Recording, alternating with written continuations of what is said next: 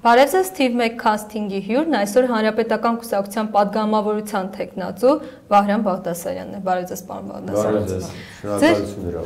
Ձեզ շնորհակալություն։ Ձեր նախընտրական կարգախոսն է, եթե մտահոգ ես, ընտրիր Հանրապետականին։ Հանրապետական կուսակցության կառավարման տարիներին պետական պարտքը շեշտակի աճել եւ այժմ կազմում է 6.8 միլիարդ դոլար։ Աղքատությունը հասել է գրեթե 30%-ի։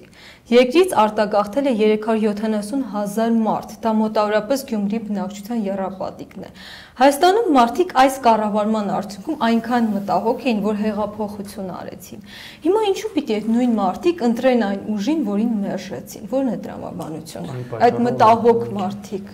Ես զգում եմ, որ դուք եք մտահոգ բավականին եւ նաեւ պետք է նկատի ունենաք մի փոքր այդտեղ տերմինոլոգիայի մի փոփոխություն կատարենք, հեղափոխություն կամ իշխանապողություն, այդպես ձևակերպենք։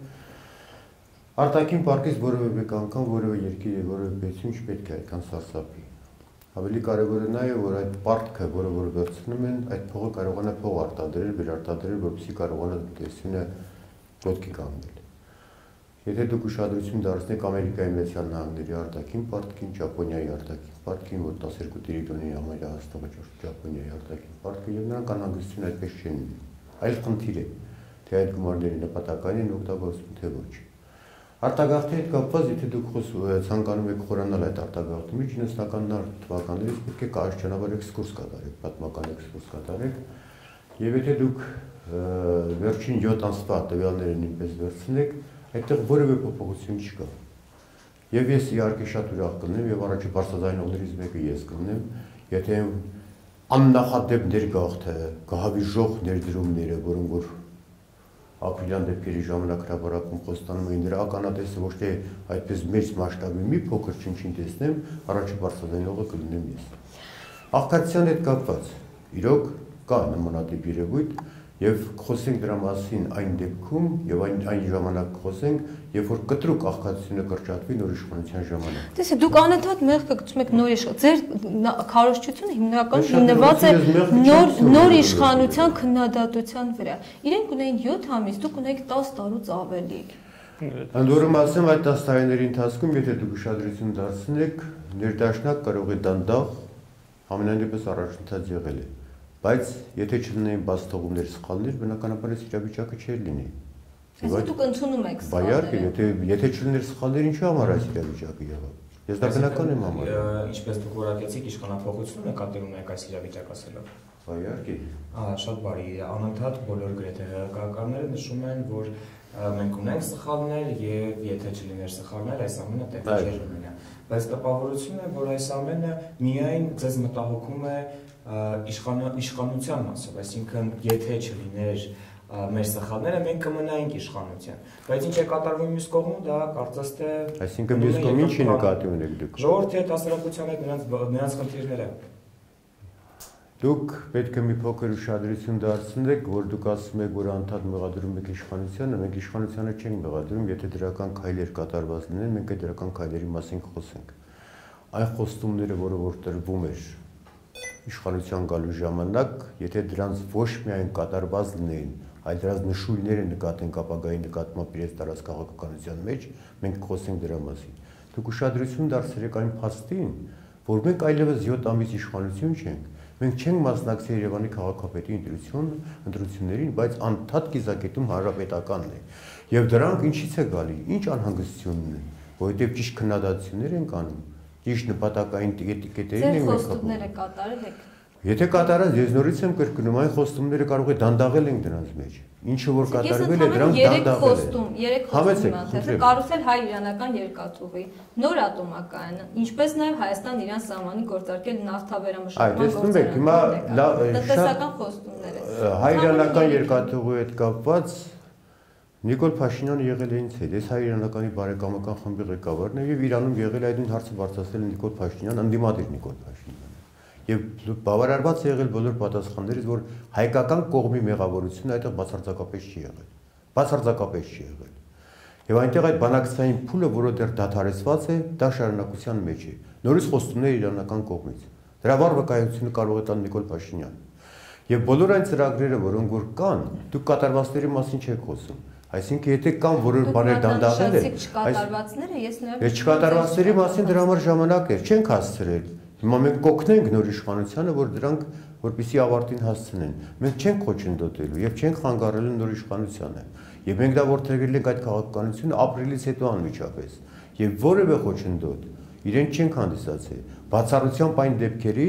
եթե նրանք արտաքին քաղաքական վեկտորի հետ կապված ցանկանան որևէ փոփոխություն կատարել, մեր երկրի անվտանգությանը որևէ սպառնալիք լինի, կամ Ղարաբաղյան խնդրին, այդ ժամանակ կլինի մեր կտրուկ միջամտությունը։ Մնացած բոլոր դեպքերում առաջի բարձրաձայնողը մենք կլինենք, մենք գնում ենք դրական նկատելու, մենք չենք գնում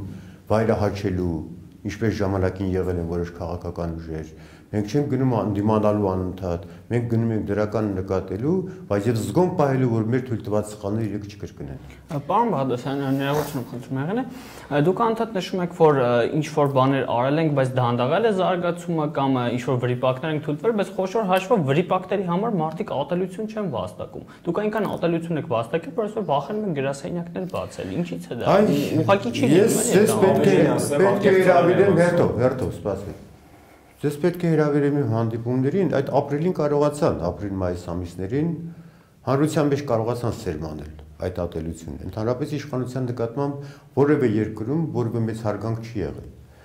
Բայց հիմա արդեն, եթե դուք պետք է համեմատեք հիմա այս 6 ամիսների հետո եւ ապրիլը համեմատեք իրար։ Եվ ինչու ձեզ հարց չեք տվել։ Շատ արագ շուտապույտ հափշտապ այս դեկտեմբերին ընտրությունները կատարվեց։ Ում էր ձեռք տալի։ Ում համար էր այդ նեղ անձնական շահը, նեղ քաղաքական շահը, թե պետական շահից ելնելով, որ թույլ չտվեցին նախապատրաստվել քաղաքական ուժերի ընտրության։ Ես ձեր հարցի պատասխանին հիմա մոտենում եմ արդեն, ձեր հարցի պատասխանին կմոտենամ։ Եվ հիմա եթե դուք գաք այդ հանդիպումներին եւ տեսնեք, ժողովրդի արդեն ես ժողովրդի մեջ ոչ թե ատելություն եմ նկատում, այլ հիասթափություն ապագայի նկատմամբ, անտարբերություն ապագայի նկատմամբ։ Եվ դա եղավ նաև մի 2 ամիս առաջ։ Եթե իշխանափոխությունը, որը հեղափոխություն են անվանում որոշ քաղաքական ուժեր, հեղափոխություն կատարած երկրում ժողովրդի ոգևորությունը այլ է լինում, ոչ թե Երևանի ընտրություններին 43% մասնակցություն, Էջմիածնի ընտրություններին 30% մասնակցություն, դա է ոգևորությունը։ Դե արագ նստում է այդ ոգևորությունը։ Այս մասնակցությունները շատ քիչ պետք է լինի։ Այսինքն անտարբերությունն է, որ մարդկանց ներից չի հանում։ Պարոն Բաղդասարյան, ես ցիտում եմ ուղղակի Արմեն Աշոտյանին։ Սա նրա խոսքերն են, որոնք որ նա ասում է, որ մարդիկ ինձ ասում են, որ կգանք ձեր ձայնը կտանք, բայց խնդրում են գրասենյակներ մի բացեք, որովհետև վախենում ենք։ Չգիտեմ։ Ումից են վախենում։ Ես չգիտեմ, այդ ինչ եք ցիտում, եթե դուք Արմեն Աշոտյանի բառացի խոսքերն ասեք, ես դրա պատասխանը կտամ։ Համենայնիվ մենք նոր իշխանություններից կարող է, որովհետև այսօր նույնպես ընտրարշավ էր Լոռվա մարզում, նորից սկիզակետում դա հանրապետականն է, ասֆալտին պարկեսներ, ժողովրդավարական երկրում պատերին ծեփել, հաթաթատալ իրենց իսկ իշխանության գյուղապետերին, համայնքապետերին եւ այլն։ Ժողովրդավարությունը խոշաշով չէր փոխել։ Ես կարող եմ մի բան մի հատ նմանատիպ ռետորաբանություն ցիտեք մեր ընտրարշավի ժամանակ։ Ռետորաբանության մասին դա ձեր կարծիքն է, հետո դուք իշխանության ժամանակ դուք այն տարեքում դեռ դպրոցական եք եղել եւ չեք կարող հիշել։ Հենց ոստիկանը թեկուզ միտինգներ եթե դա եղել է բաստողում, դա նորից պետք է շարունակվի։ Իհարկե ոչ շարունակվի։ Հիմա դուք պետք է մենք միասին օգնենք, որ չշարունակեն այս սխալները։ Ձեզ ով է ընտրելու։ Ով է ձեր ընտրողը։ Ըստ ձեզ։ Մեզ ով է ընտրելու։ Ընտրելու են իմ ընտրողները, որոնք ինձ ընտրել են։ Դուք այսքան ժամանակ միշտ հավաքել եք մեծամասնության ձայնը, այսինքն դուք հիմա նորից մեծամասնության ընտրությունների արդյունքում այդ ընտրողները 17 թվականի ընտրությունների ժամանակ եւ ընդհանուր առմամբ ես խնդրում եմ բան ուշադրություն դարձրեք։ Ես մինչև 12 թվականը որևէ մեկ անգամ չի եղել իշխանական թվի ներկայացուցիչ։ ՀՇ-ի ժամանակ եղել եմ իմ դեմ եղել է ՀՇ ներկայացուցիչը, մինչև 12 թվականը անդադ հանրապետականը իմ դեմ ունեցել է տեխնացու եւ մեծամասնականով միշտ հաղթել է։ Որևէ մեկ անգամ որևէ լծակից չեմ օգտվել եւ ես պարզապես կարծողական ընդդիմություն եմ եղել։ 12 թվականին արդեն եղել եմ իշխանության ներկայացուցիչ, 17 թվականի ընտրություններին կարող եք եւ ընդդիմությանը եւ իշխանությանը հարցրել, թե որևէ մեկ խախտում անձան Բայրամ Բաղդասարյանի ռեյտինգային ընտրությունների ժամանակ, եթե նկատած կնեն, ես դրողություն խնդրեմ։ Այս քաղաքական ուժը, որը ներկայացնում է Բայրամ Բաղդասարյանը։ Այո։ 17 թվականի ընտրությունների ժամանակ խնդրում եմ նկատի ունեցեք դուք բոլորը 2200 ոչ շուրջ 2200 ընտրատարածքներում չի եղել որևէ բողոք քաղաքական ուժերի վստահված անձերի կողմից, չի եղել որևէ բողոք հանրապետության անդամների կողմից, միջազգային կառույցների ճանաչել են այդ ընտրությունները, բոլորը ճանաչել են այդ ընտրությունները, այդ լեգիտիմությունը ճանաչել անձամբ։ Միջազգային կառույցները գրեթե բոլորը որտեղից եթե եղել այդ մնացած բոլոր քաղաքական ուժերին հարցրեք, եթե այդ վատակույն երևույթ է եղել, այս ընտրությունները հենց դրա նման են, որ մի քայլ առաջ գնի այդ երևույթները պետք է վերացվի։ Եթե եղել է, մենք չենք շփվում նման երևույթներ։ Եվ կարող է քիչ առաջ ասում եք, որ արդար էին ընտրությունները։ Եթե դա յուրաքանչյուր ընտրության մեջ եղել են բացթողումներ, դա 7 թվականի ընտրություններ է, դա թռիչքային քայլ եղել մնացած ընտրությունների նկատմամբ։ Ասում էին, որ մեռած հոգիներ են քվեարկում, այդքան ընտրողներ չկան։ Համոզվեցին ինչքան ընտրողներ կա։ Ցուցակների հրապարակվեց ամբողջությամբ բարձաբանված։ Այսինքն այն բոլոր պատճառաբանությունները, որոնք ընդդիմությունը վերում էին, դրանք չի եղան։ Նաև համանդրական դատանում ընդհանրապես մի քայլ է եղել։ Դա հակը, որը չանցած քաղաքական ուժ էր, 3 կիլո դիմել է համանդրական։ Եվ բոլոր քաղաքական ուժերը ողջավորության մեջ են, եւ բոլորը ցնցում էին, որ պարլամենտ են եկել։ Եվ հանկարծ 1 տարի հետո այդ լեգիտիմությունը ճանաչած քաղաքական ուժը ասում է ազգային ժողովը ոչ լեգիտիմ է։ Եվ ոչ լեգիտիմ ազգային ժողովը ընտրում է լեգիտիմ վարչապետ։ Չի լինում քաղաքականության մեջ այդ։ Լավ, դուք նշեցիք, որ բազմաթիվ սխալներ եք թույլ տվել, իսկ ինչու ներողություն չեք խնդրում հանրությունից։ Դուք ուշադիր պետք է հետևեք մեր ելույթներին։ Դրանք եղել են բացթողումներ։ Եվ դրանք դասեր են, որոնց այդ դասերը քաղելով մենք հետո հետագա մեր քաղաքական Աղասան 30% աղքատությունը դա բացթողում եք համարում։ Ես խնդրում եմ այդ տոկոսները եւ այդ թվերը դուք երթով ֆիքսում եք։ Ընտրությունները դրա արտացոլում կտա։ Մի քանի օր է մնացել համբերեք։ Հանրությունն է տալի այդ արտացոլումը, ոչ թե անդամ դրակը։ Ես ներողություն եմ խնդրում հանրության մասին մեկ մեջբերում պետք է անում, որը չեմ կարող անել, չանել, ուղիղ եթերով։ Սա էլ ոչ, այսինքն մեզ չի կարող մեղադրել, որ մենք մոնտաժել ենք եւ այլն։ Ուղիղ եթերով այս փողոցում հարցում եմ իրականացել նախնական ընտրություն քաղաքացիների շրջանում եւ նախատրամադրվածություն ռեժիսորին, որպեսզի անջատի եթերը, քան որովհետեւ ՀԿ-ի հասցնի անկեղծ մասը։ Ես ցավում եմ, որ դուք քաղաքական փորձը ձեզ ոչ մի փոքր երևի երիտասարդ եք, երևի քաղաքական գործիչ կդառնաք ապագայում։ Չեք ուզում։ Եթե ես կսավակցեի, եթե ուզեի։ Եթե 100 հոգին, 50 հոգին, 100 կամ 1000 հոգին դուք հանրություն, թե չի կարելի կարծիք ձեռնարկել։ Այսօր հարցումներ այդ դեպքում, երբ որ դուք ծիծաղելի եք համարում, երբ որ կատարում եք սոցհարցումներ, սոցհարցումները նույնպես այդպես էին կատարում։ Եվ ես խնդրում եմ դուք ընդհանուր առմամբ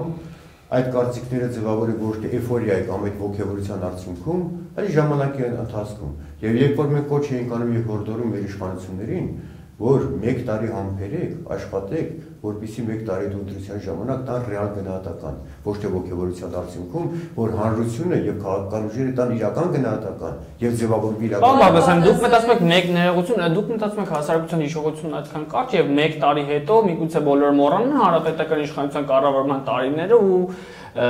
ձայն տան ձեզ, այսպես ասած։ Հանրապետական իշխանության տարիների ձեռքբերումների մասին եթե դուք սկսեք խոսել, ինձ թվում է, որ դա բավականին արդյունավետ կարող է լինել։ Ավելի շատ ձեռքբերումներ քան բացթողումները, կամ բացթողումներ, որը մենք դա ընդունում ենք։ Եվ Աստված դա այդ բացթողումները թույլ չտրվեն եւ դրանք վերացվեն։ Բայց առաջում այս գործողությունները եւ այս ծրագրերը, որ իրականացնում են, բոլորը մեր շարունակությունն է։ Դրա վկայությունը դա 19 թվականի պետական բյուջեն էր։ Հեղափոխություն կատարած իշխանությունը վերում է ոչ հեղափոխական ինդուստրիոն բյուջե։ Դա թույլատրելի է պարզապես։ Եվ դա բյուջեն ինդուստրիոն չէ, մեկ քայլ հետ է։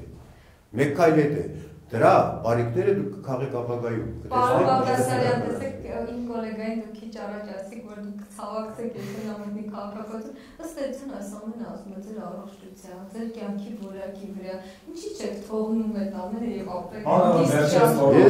Շատ ներողություն, այդքան անսկզբունքային եմ երևում։ Ես իմացեք, որ իմ սկզբունքայնությունը եւ ինքնուրույնությունը դա սպորտից է ձևավորվել։ Եվ երկար տարիներ, երբ որ ես հանրապետության մեջ շատ եզակային քաղաքական գործիչներ եւ որ որևէ կուսակցության չէի պատկանում, եւ երբ որ արդեն պարլամենտական երկիր պետք է գնային, բնականաբար ես պետք է ընտրություն կատարեի, եւ եթե ես մտել եմ մի կուսակցություն, դուք կարող եք մի 15 տարի հետո կենսագրությունը նորից նայել։ Եվ որևէ մեկ անգամ ես ճանապարհից հետ չեմ կանգնում։ Եթե մտել եմ այնտեղ եւ եթե դուրս գամ այդտեղից եւ հանկարծ ինչ-որ մեծ խնդիրներ առաջանային երկրի հետ իմ սերունդերին չեն ներելու, դե ասեն արդեն ճանապարհից հետ կանգնեցիք եւ մինչեւ վերջ չգնացիք։ Սերունդների համար է շատ։ Սերունդների եւ երկրի ու պետության։ Լավ, ինչ է կարծում ապագա պատմագրությունը ինչ անդրադարձ։ Ինչպես է հիշելու հանրապետական կուսակցությանը։ Ինչ է հիշել։ Ինձ թվում է, որ պատմության իր լավագույն էջերում բոլոր այս մրոտելու այս process-ները դրանք պետք է անցնեն, ժամանակին դրանք եղել են շատ դեպքեր են եղել եւ նաեւ մեր տարեգրության մեջ Տիգրան Մեծից մինչեւ այսօր, երբ որ որոշ դեպքերում պատմությունը ցանկացել է դավաճաններին հերոս Սարգիս հերոսներին դավաճաններ, այս ժամանակի ընթացքում պատմությունը դնում է իրեն տեղը ամեն ինչը եւ այն ձեռբերումները, որ այս իշխանությունները այս 30 տարիների ընթացքում դա վերաբերում է բոլոր իշխանություններին Լևորտով Պետրոսյանից մինչև մեր իշխանությունը, այն ձեռբերումները դրանց մասին խոսի պատմություն է եւ խոսի նաեւ իհարկե բաստողումների մասին եւ վերջը իմացեք, որ հազարամյակների ընթացքում առաջի տարածքներ ձեռք բերած մեր թվարկության ժամանակահատվածում առաջի Արցախյան դա պատերազմն է եղել եւ որոշ քաղաքական ուժեր նաեւ թերագնահատում են այդ հաղթանակը եւ այս իշխանության հաղթանակը ավելի բարձր են գնահատում։ Արցախյան պատերազմը խոշոր հաշվով չի կարելի կապել որևէ քաղաքական ուժի հետ, առավելևս գործող քաղաքական ուժի հետ։ Եկեք խնդրում եմ Արցախյան պատերազմը չկապենք։ Ասում եմ այս բոլոր իշխանությունները ինչ որ եղել են անկախության տարիներից, դա դրանց ձեռքբերումն է եղել։ Համայն ժողովրդի ձեռքբերումն է եղել եւ ստվեր դրա վրա չի կարելի գցել եւ անկախության ձեռքբերումը դա մեր պատմության մեջ հազարամյակների ամենամեծ ձեռքբերումն է, ոչ թե ամենամեծերից մեկը։ Դա մեր ամենամեծ ձեռքբերումն է եւ մենք պետք է աշխատենք, որ դրան վտանգ չսպառնա եւ մեր քաղաքական դաշտում։ Դուք մտածում եք հիմա մեր անկախությանը վտանգ է սպառնում։ Հիմա դուք այդպես եք կարծում, անկախությանը վտանգ է սպառնում։ Կհիմնավորեք։ Հիմնավորումը արդեն դրված է քաղաքական վեկտորի մեջ անառողջ քայլեր եմ նկատում։ Անառողջ քայլեր։ Այսինքն եթե պարզապես նկատում եք, եթե վտանգ ուրեմն մտահոգ եք դրա համար։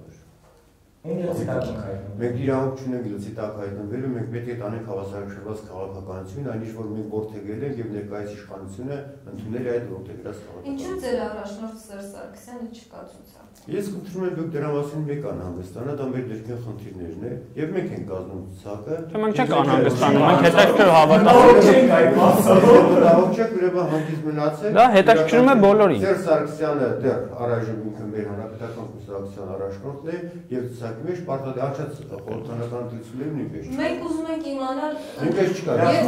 17 թվականին ներկայացնում է առաջնորդը, չէ՞ որ առաջնորդը։ Ցուցակում է առաջնորդը։ 17 թվականին նույնպես չկար, պարտադիր չէ դա։ Ուր է դաշնակցությունը բոլորը կա։ Լավ, այսինքն եթե ՀՎԿ-ն անցնի հաղթի ընտրություն, ով է վարչապետը լինել, ով է ձեր վարչապետը։ Դրա մասին մենք կմտածենք։ Չէ, բայց արխիվում ամանոր է պարոն Բաղդասարյան, հրաշքներ տեղի են ունենում, կանոնաբար վերջերս պարոնաշության ասած շոթավարական։ Ես ցանկանում եմ որ մի քիչ ավելի լուրջ վերաբերվեք քաղաքական անցուդարձին, ամանորի ժամանակ կունենաս դու անցկացնելու եւ ամանորը ես ցանկանում եմ որ դու խաղաղ սեղանի շուրջ անցկացնես։ Եվ մենք այդ խաղաղությունը պետք է պահպանենք, որ ձեզ նման երիտասարդները կարողանան բոլոր ամանորները խաղաղ սեղանի շուրջ անցկացնել։ Շնորհակալություն շատ, աստված բոլորս միշտ խաղաղ սեղանների շուրջ անցկացնենք բոլոր ամանորները եւ ներողություն եմ խնդրում, այսպեսի մի հարց, պարոն Բաղդասարյան։ Ձեր նախընտրական քարոզարշավի այդ բիլբորդները, բաներները, երբ որ նայում ենք, չկա Հայաստանի Հանրապետական կուսակցության անուն, չկա падգամավորի անուն, այնպիսի տպավորություն է, որ կարծես թե դուք, չգիտեմ, մտածում եք, որ դա խանգարի կամ չգիտեմ։ Լավ չգիտեմ, ուշադիր կհետևեք։ Հայաստանի, այսինքն այդ ամբողջ պլակատների վրա կա գրած Հայաստանի Հանրապետական կուսակցություն, որտեղ ես հիշում ձեր նախորդ պլակատները Կարեն Կարապետյանի դեմքով բավականին գունավոր, պայծառ, իսկ հիմա ինչ-որ սև ու սպիտակ ու պարզապես եթե մտահոգ ես ընտրի Հանրապետական։ Այդ իմաստն է դրա մեջ պետք է փնտրեք։ Մի քիչ խորացեք։ Այսինքն որ կուսակցության անունը չկա, լավ չեք նայել։ Ուշադիր որ նայեք կտեսնեք։ Պարզապես ուշադիր չի։ Գտնել։ Շատ լավ, ես մի ավարտուն հարց տամ, Նիկոլ Փաշինյանը հայտարարեց նախորդ իշխանությանը, ոչ ասաց, որ նրանք հայտնում են ոչ միայն պատմության աղբանություն, նաև հայտնում են սանիտետի աղբանություն։ Ձեր քաղաքական պատասխանը կտա՞ք։ Ես կոռեկտ չեմ համարում, որ իմ երկրի վարչապետը նման հռետորաբանություն է օգտագործում եւ այդ մասին զգուշացել եմ նաև իրեն։ Անկախ նրանից ով է իմ երկրի վարչապետը, ես նրան կոռեկտ եմ միշտ համարում եւ ցանկանում եմ որ լինի կոռեկտության սահմաններում։ Եվ ես ցույց չեմ տվել մինչև այսօր որևէ երկրի ղեկավարի, բաժնեկավարի եւ քաղաքական ուժի նման հռետորաբանությամբ դիմեմ, որովհետեւ այս երկրում չի կարելի այս փոքր երկրում ճշտամիներ ստեղծել։ Պետք է ստեղծել բարեկամական ֆոն։ Եվ իրեն այդ խորհուրդը տվել եմ, ես տարիքով մեծ եմ, ինքնին մեկին խորհուրդներ լսում եմ։ Ինձ թվում է ինքը կընդունի իմ խորհուրդը։ Շնորհակալություն։ Ես էլ եմ շնորհակալ։ Շնորհակալություն։